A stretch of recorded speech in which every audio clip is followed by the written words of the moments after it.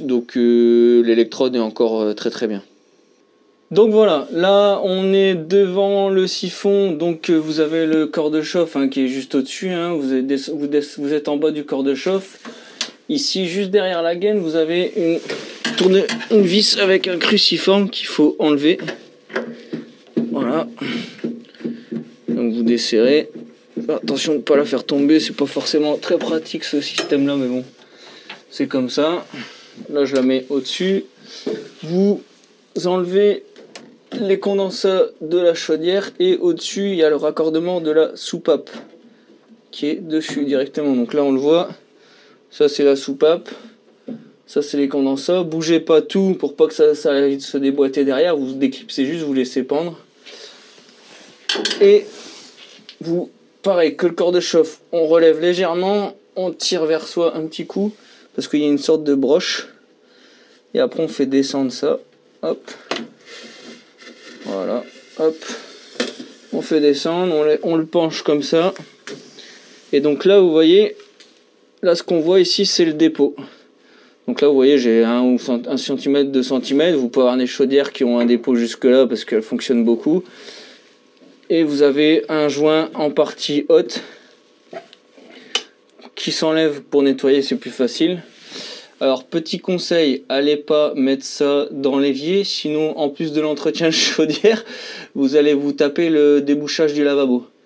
Donc un petit conseil, soit vous le balancez dehors dans une plaque d'égout directement, ou dans un toilette au pire des cas, mais surtout n'allez pas mettre ce dépôt là dans l'évier ou dans un lavabo qui est à côté de la chaudière, parce que je vous le dis tout de suite, soit la cliente elle va vous rappeler pour vous dire que le siphon est bouché, ou soit vous allez vous rendre compte directement que le siphon est bouché. Donc petit conseil, ne le faites pas. Bon, donc là je vais aller le rincer et puis je vous reprends juste après. Bon, c'est nettoyé, donc je l'ai rincé plusieurs fois. Alors après, ce petit dépôt, vous l'aurez toujours. Alors vous pouvez le frotter si vous voulez, mais franchement, moi je passe un coup de doigt sur ce qui s'enlève.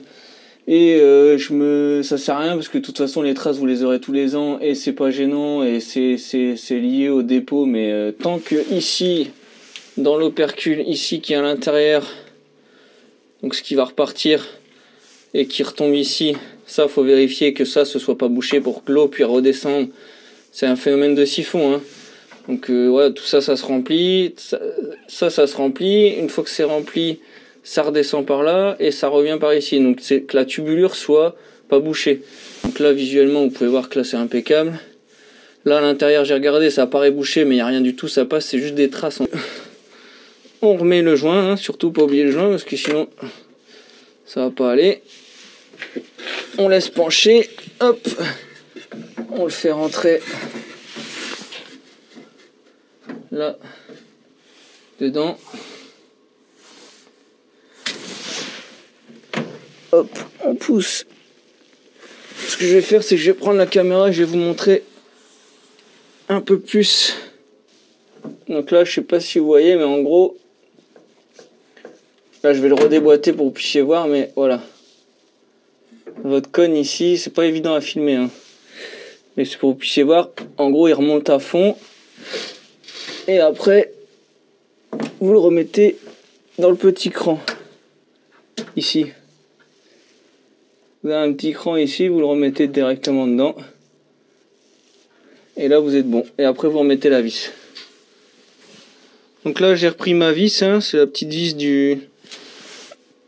Moi, j'ai un tournevis qui permet de... Moi, ce que je fais, c'est que je l'amorce à la main. Pour être sûr qu'elle tombe pas. Voilà. Et une fois qu'elle est dessus... vous la revissez directement.